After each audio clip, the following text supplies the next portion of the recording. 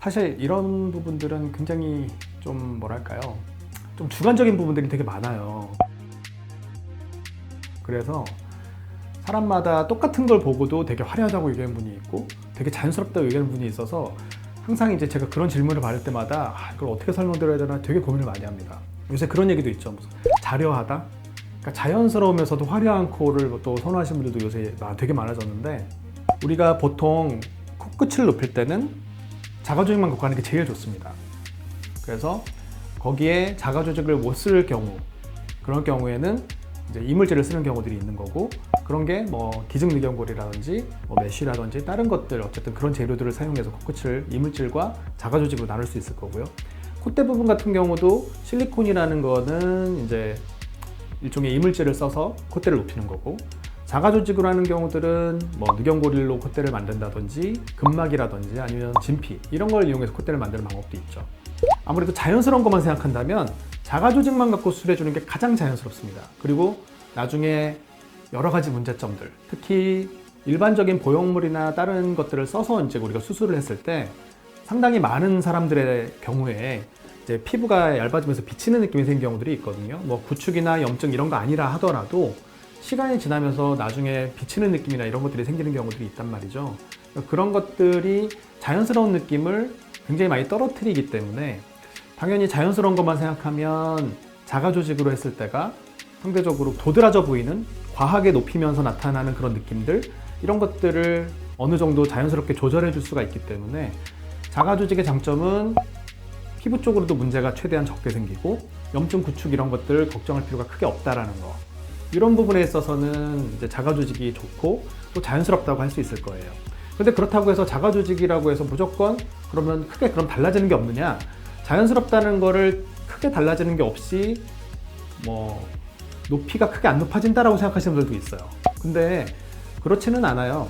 콧대 부분 같은 경우는 어떤 재료를 어떻게 쓰냐에 따라 좀 다르기는 하겠지만, 적어도 코끝 부분 같은 경우는 늑연골을 쓰든 뭘 쓰든 자가조직만 갖고도 우리가 원하는 높이를 다 만들 수가 있기 때문에 사실 그거가 무조건 그러면은 변화의 폭이 적고 무조건 자연스럽게만 한 거다? 꼭 그렇지는 않아요. 저희 병원에서 제가 귀연골로 수술해드린 경우에서도 너무 상대적으로 이제 자기는 변화의 폭을 이 정도만 생각했었는데, 예를 들어서 뭐 매부리가 좀 크고 코끝이 많이 떨어져 있던 분인데 매부리는 깎고 코끝은 높여야 이제 우리가 이렇게 이상적인 모양이 되니까 코끝이 그만큼 높아지면 별로 그렇게 크게 높아질 거라고 생각하지 않았는데 우리가 코끝이 많이 높아지는 느낌이 생기다 보니까 자가조직이라도 너무 화려한 것 같다 라고 얘기하시는 분들도 있어요. 그러니까 주관적인 부분이 분명히 많이 있는 부분이기는 한데, 아무래도 보형물 같은 경우는 특히 콧대 부분에 많이 두꺼운 걸 놓으면 많이 커지니까 당연히 자연스러운 것보다는 뭔가 이제 변화의 폭이 커지는 거고 상대적으로 어떻게 보면 화려하다고 느끼실 수는 있겠죠.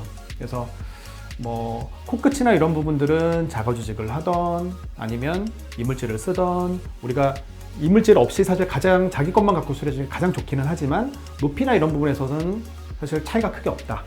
또 뭐 자가조직도 코끝 부분 같은 경우에는 되게 화려하게 수술할 수 있다.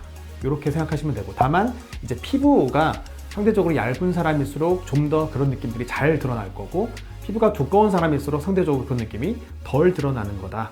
이렇게 이해하시면 될 것 같고, 콧대 부분 같은 경우는 당연히 보형물을 쓰는 게 볼륨 면에서는 훨씬 더 유리하기 때문에 변화의 폭이 크고 화려하다, 그게 이제 많이 높아지는 걸 얘기한다고 한다는 측면에서는 보형물을 쓰는 게 훨씬 더 사실은 화려한 측면이 있을 거고요. 자가조직은 높이보다는 오히려 이제 비치는 느낌이나 굴곡 같은 느낌들을 완화시켜주면서 피부 얇아진 걸 커버할 때 보통 또 많이 권유하는 거다 보니까, 그런 경우는 볼륨을 좀 더 강조해서 모양을 만들 때보다는 피부 변형이 조금 많이 생겼던 경우, 예를 들면 피부가 많이 얇아졌거나 또 원래도 피부가 얇은 사람들, 뭐 보형물 쓰게 되면 비치는 느낌이 좀 많은 사람들, 이런 분들 같은 경우는 자가조직으로 수술하는 게 훨씬 더 사실은 여러 가지 장점이 있겠죠. 그래서 각각 뭐 본인이 어떤 거를 더 선호하시냐에 따라서 달라질 수 있을 것 같습니다. 그래서 저희 병원 같은 경우도 자가조직만 수술하고 싶다 그러면 자가조직에 수술할 때는 이런 장단점들이 있고, 환자분한테는 이런 부분들이 그런 부분에서는 괜찮기 때문에 전 자가조직을 하시는 걸 권해드립니다 라고 얘기 드리기도 하고, 어떤 분들 같은 경우는 코의 길이가 너무 짧고 뭐 미간 높이를 전체적으로 좀 높이는 게 훨씬 더 좋아질 타입 같은 경우, 또 본인이 보형물 쓰는 걸 괜찮다고 하시면 그런 경우는 보형물을 이제 쓰라고 얘기를 하면서 환자분한테 좀 더 본인이 생각하는 이미지에 맞게 우리가 수술을 해주려고 노력을 하죠. 네, 그래서 그 대신 이제 자가조직과 보형물을 썼을 때 분명한 차이가 있기 때문에 자가조직만 갖고 꼭 수술하는 경우도 있어요. 비대칭이 상대적으로 많은 분들 같은 경우는 보형물이 한쪽으로 쏠려 보이거나 보형물 경계가 양쪽이 다르게 많이 느껴질 수 있습니다. 그래서 그런 분들일수록 보형물은 안 쓰시는 게 좋고, 염증이나 구축이 한번 있었던 분들 같은 경우는 이제 자가조직만 갖고 수술해 주는 게 또 좋고요. 네.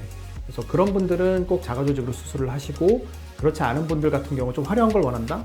그러면 코끝을 만들 때는 반드시 자기 것만 갖고 수술하시는 게 좋아요. 자가조직만 갖고, 자가연골만 갖고 수술을 하시고, 필요하면 실리콘 보형물 정도만 이제 우리가 이물질로 쓰시는 정도가 됐을 때, 나중에 이제 큰 문제가 생기지 않으면서, 또 문제가 생겼을 때, 염증이 생겼을 때 구축을 최대한 적게 오게 하면서 재수술하기가 좀 더 용이해지기 때문에 저는 이제 그렇게 권유해드리고 싶습니다.